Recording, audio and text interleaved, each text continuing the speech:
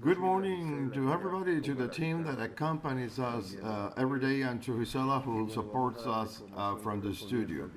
We're going to give you the information corresponding to today, and we begin by giving our condolences to the family, colleagues, and friends of the patient from the province of Matanzas.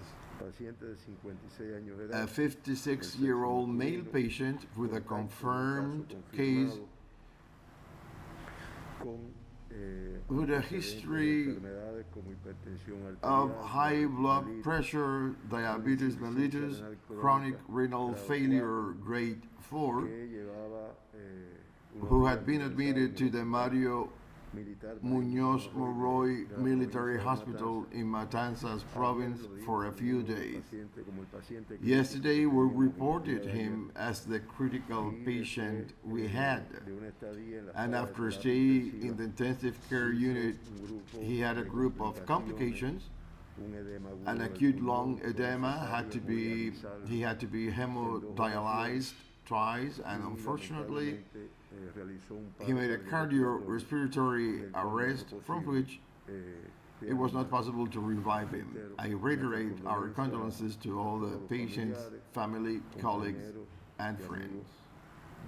A total of 669 patients remain admitted to the hospitals in our country.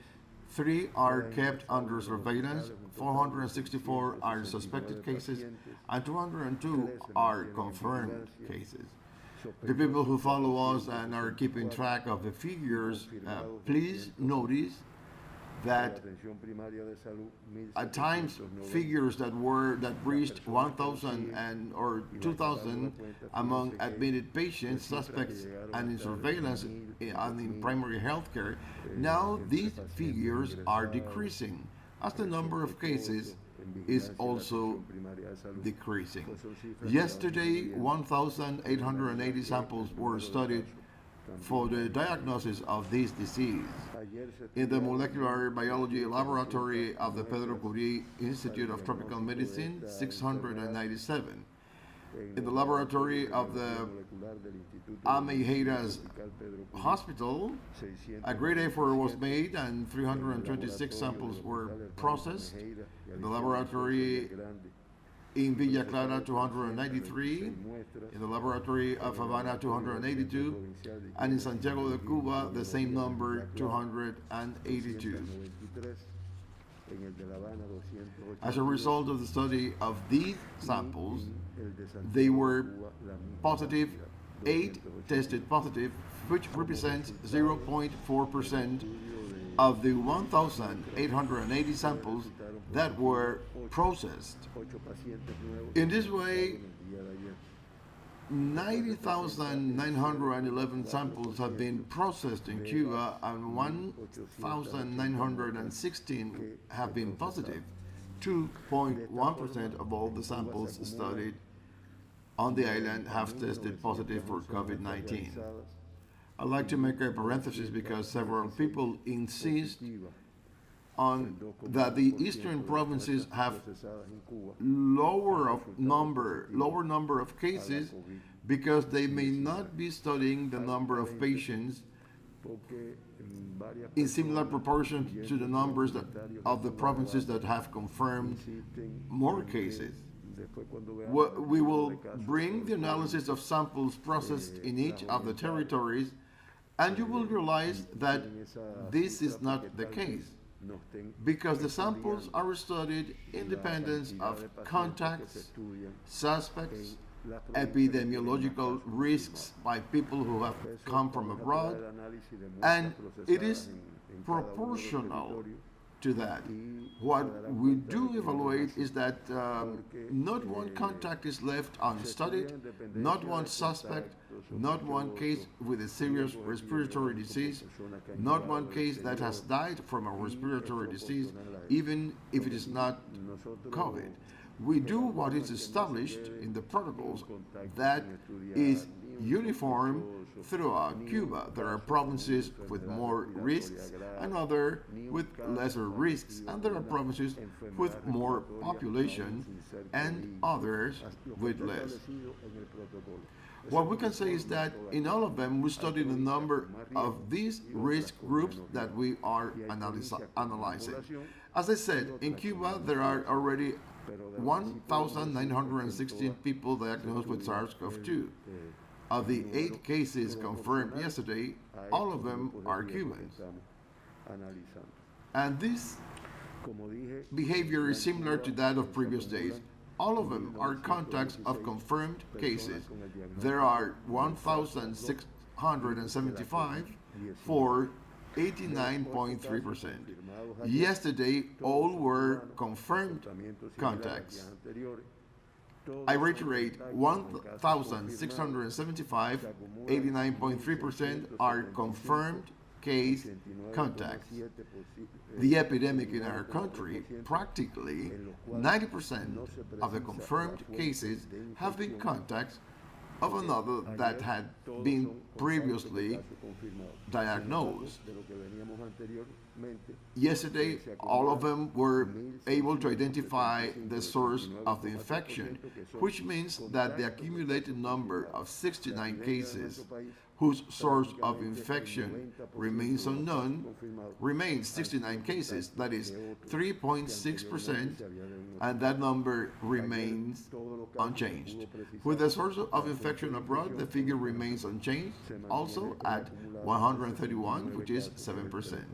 3 of yesterday's 8 cases are female, thus accumulating 936. 48.9% of cases in our country are female, and 5 were male yesterday, for an accumulated 980, 51.1%.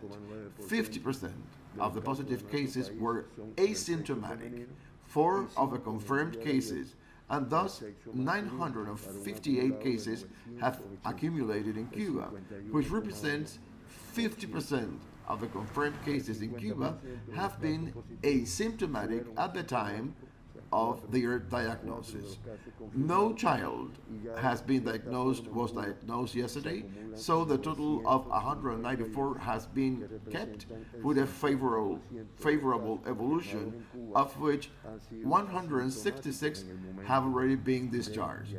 The most affected age group of the 8 diagnosed yesterday is that of 40 to 60 years of age, with 6 of the 8 confirmed for a 75%. By provinces, the 8 cases diagnosed yesterday, 5 belong to Havana, from the municipalities of Habana del Este and 10 de Octubre, with 2 each, 1 from the municipality of Arroyo Naranjo, and 3 cases from the province of Matanzas.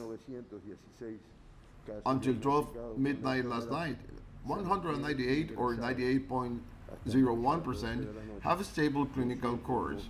The number of confirmed cases of admissions is decreasing, taking into account the discharges that have taken place, which we are going to mention, but it must also be said that 98.01% of these cases that are admitted have a stable clinical evolution.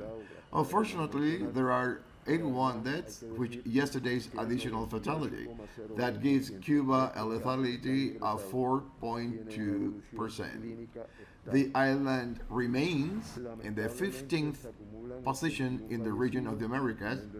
There are 14 countries that have a higher lethality than Cuba in the region of the Americas, which has an average of 5.94%. And there are 12 countries in the region with a lethality higher than the average of the region, which is 5.94%.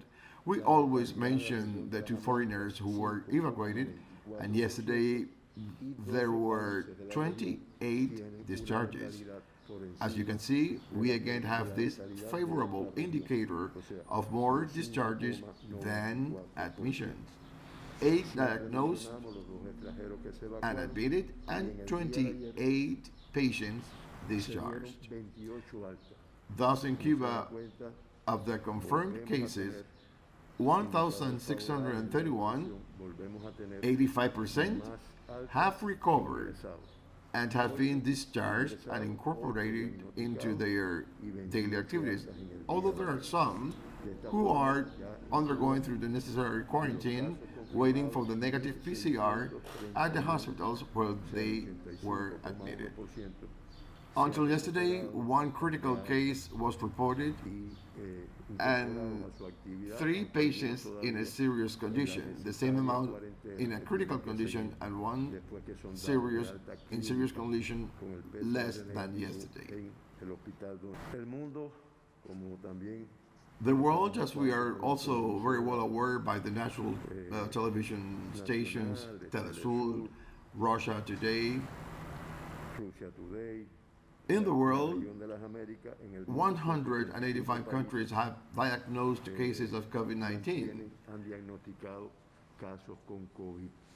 And yesterday we again specified the countries which are not reporting yet confirmed cases of the disease.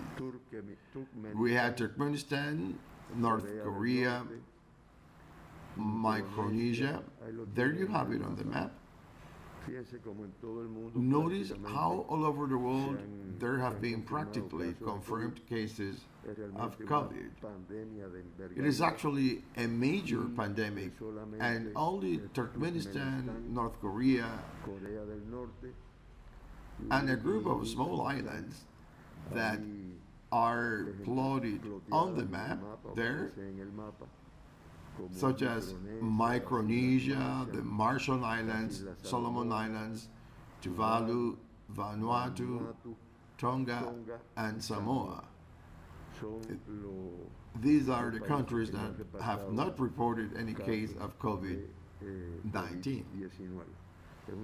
This is a total of 9 countries representing 4.6% of the world's countries.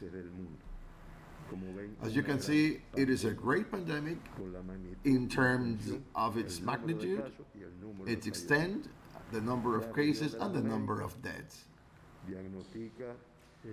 In the world, there are 4,960,975 confirmed cases. Yesterday, almost 100,000 confirmed cases in one day, 99,519. Yesterday, 5,421 people died from this disease worldwide, and 327,904 have already accumulated, giving a lethality rate of 6.61%. Yesterday, 58,317 cases were confirmed in our region, the region of the Americas, for a total of 2,245,245 confirmed cases, which represents 46.26% of the total number of cases reported in the world. Yesterday, 3,761 people died in the region, bringing the total number of deaths to 133,441, with a lethality rate of 5.84%.